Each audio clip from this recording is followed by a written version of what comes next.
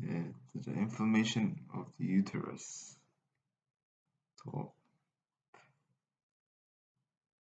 next up, pelvis. Diagnosis, therapy. はい。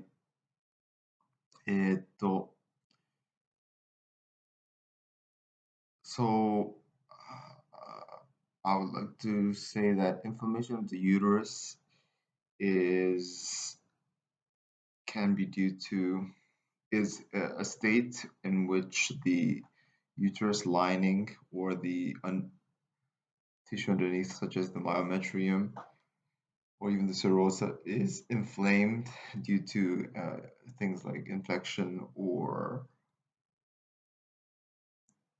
obstetric reasons, and it will cause things like pain in the lower abdomen or bloody discharges and fever, etc.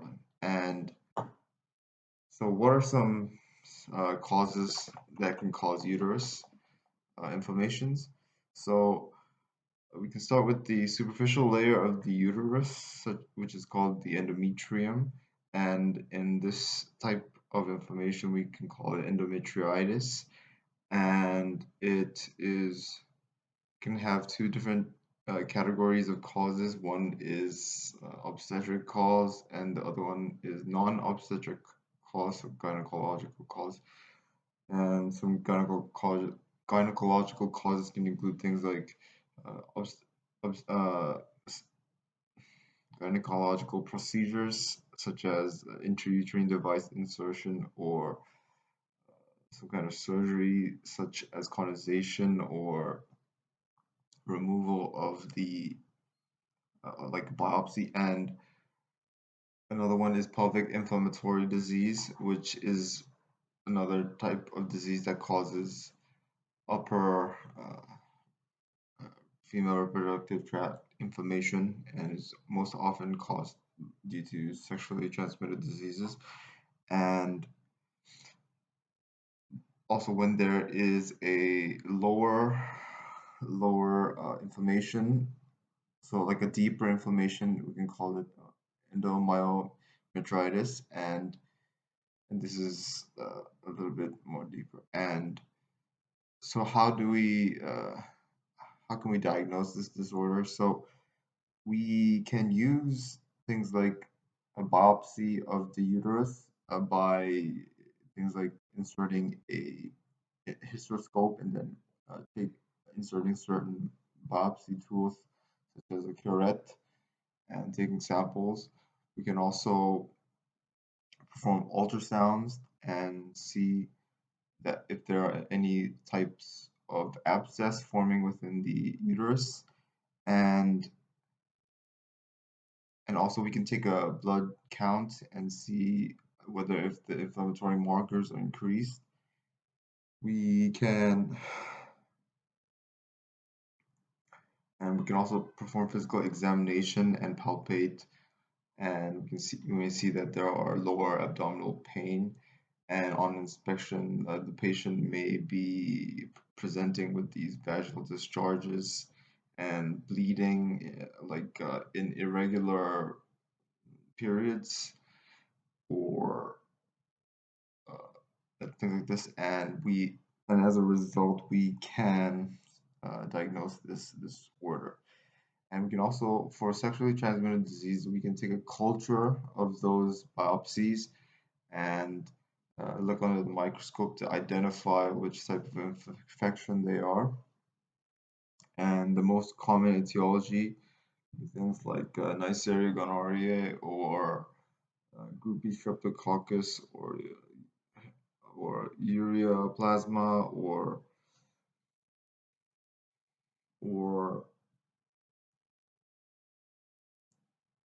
and some other sexually transmitted diseases such as uh, chlamydia or herpes. And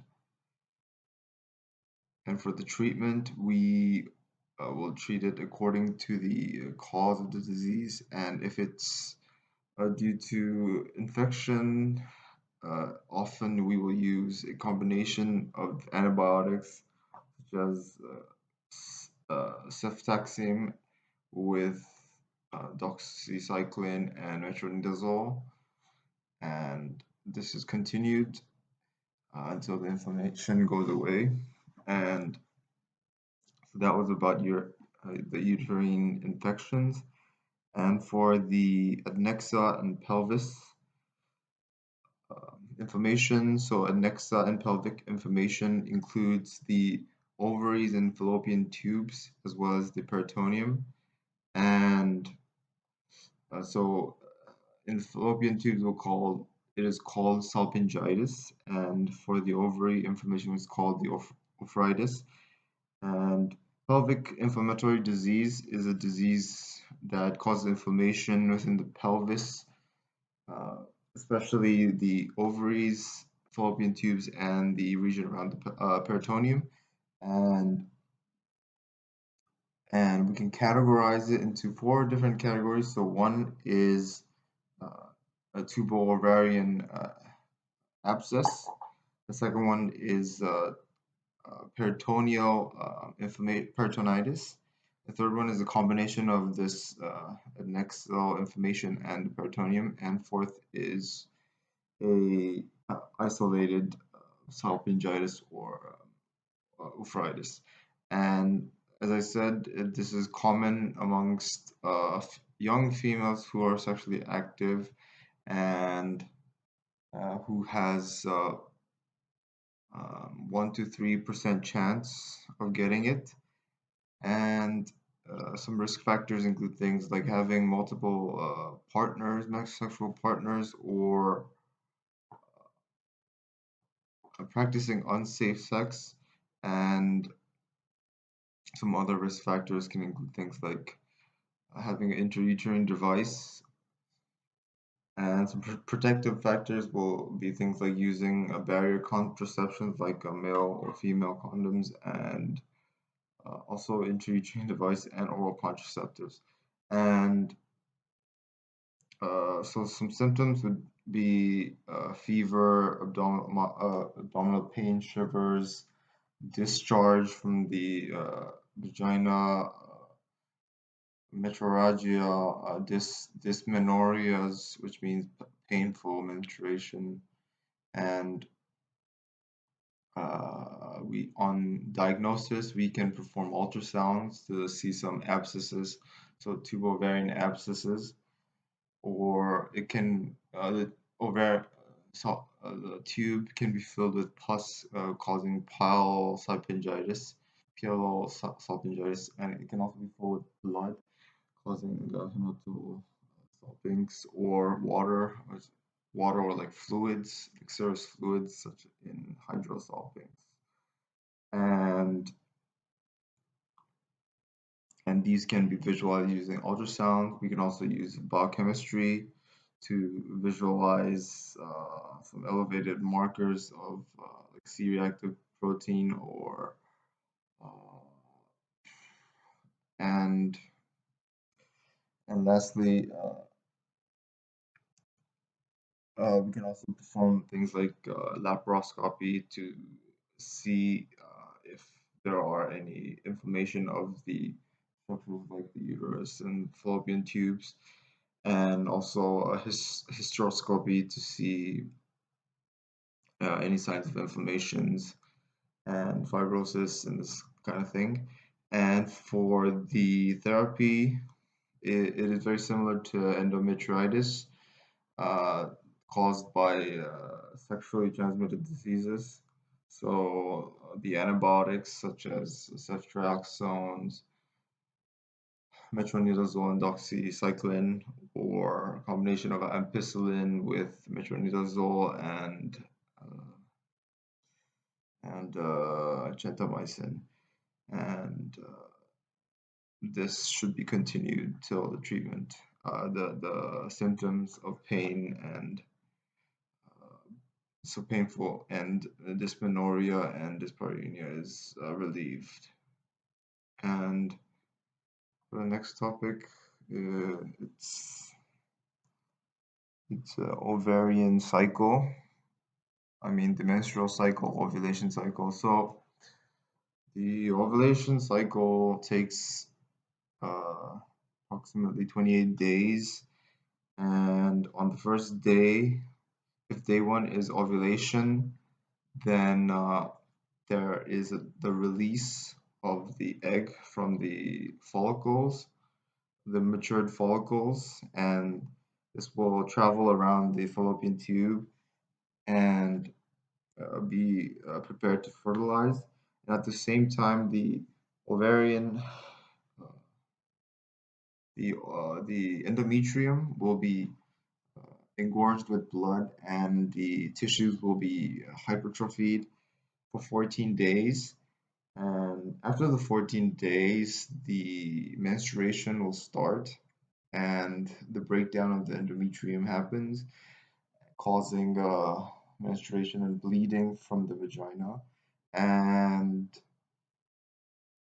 uh, and after this period, there is a period where the follicles will develop, and a period till the next ovulation.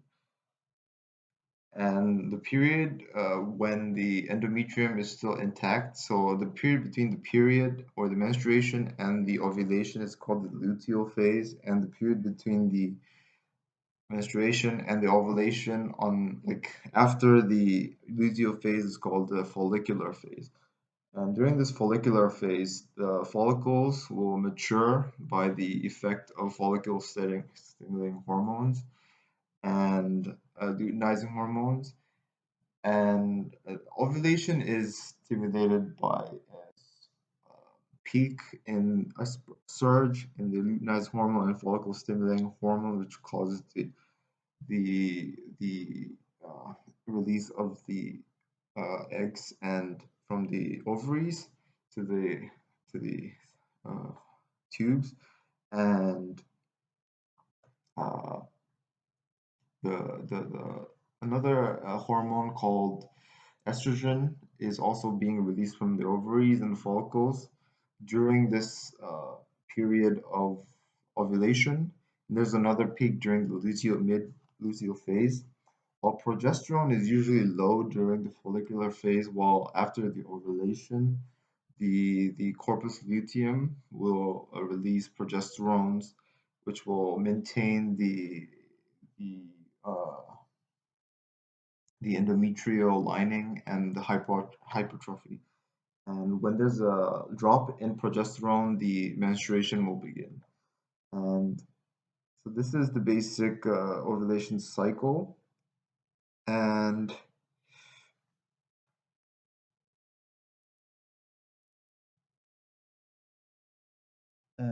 some disorders of the menstrual cycle can include abnormal bleeding. So if you have abnormal bleeding or like a lot of bleeding, we can call this menorrhagia when there's more than 800 milliliters of blood. And but usually this is not measured and is usually called menorrhagia when it becomes a problem for the life of the patient. And some causes can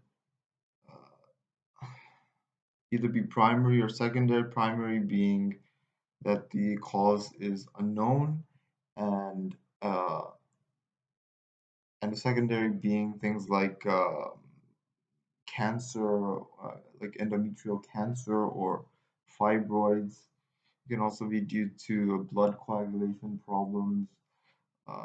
It can be due to drugs like warfarin um, that causes increased bleeding time, and it can also be physiologic. I mean, constitutional, meaning that the patient always had it, and it can also be due to mm, uh, yeah. So those are some basic types, and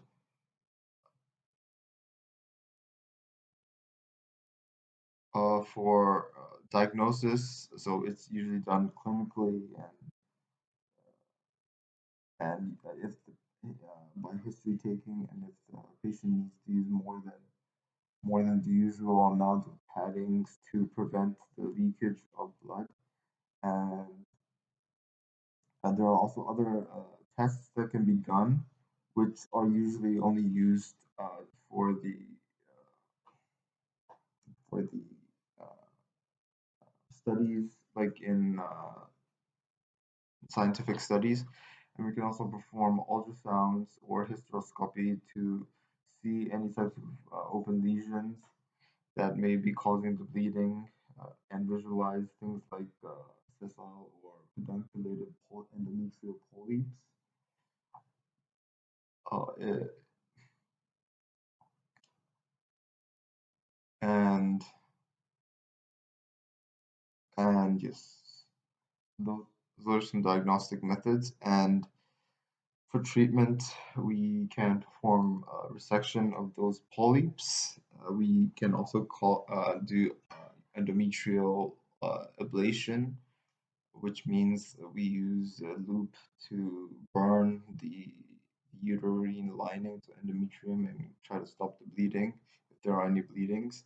And there will be some thermal damage to the lining, and it will compromise the the the ability to become fertile. And we can also have things like hysterectomy, which is not really indicated, but it has a very high success rate, and patient satisfaction is quite high too. We can also have things like cryoablation, so like by freezing the tissues and scraping it off. And usually we give um, uh, gonadotropin releasing hormones or no, progesterone in order to no gonadotropin releasing hormones to thin the lining as much as possible of the endometrium, and then perform the ablation to minimize the amount of blood lost and to thin the uterine lining. And you can also give so some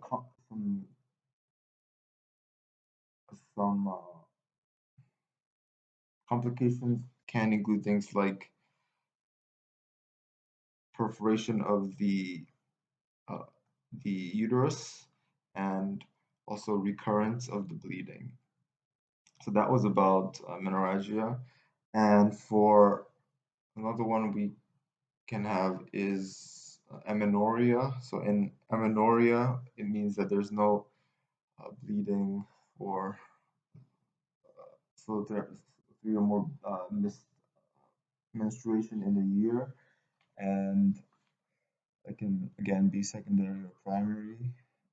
Primary being uh, things that the patient never had bleeding before, and secondary being things that the patient has had bleeding before but then stopped. And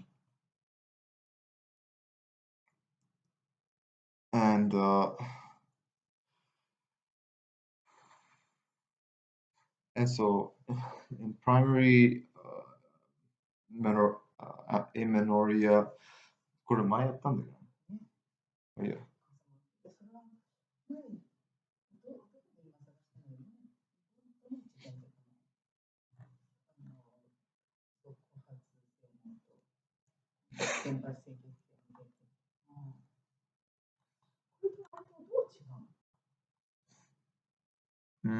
まあこれは9番で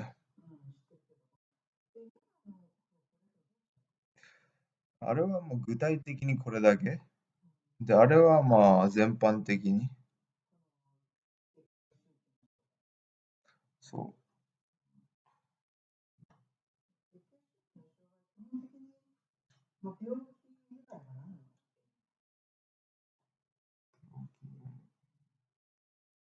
あとは例えばよね、主に。あと、あと、なんか性行為中の出血はほぼ必ず病気なのとか、まあ、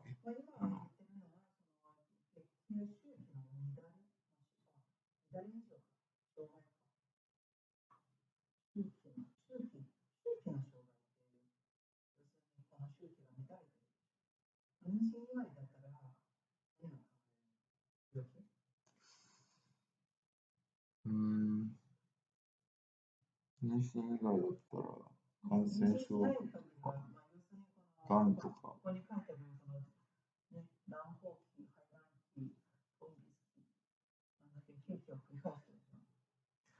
うん、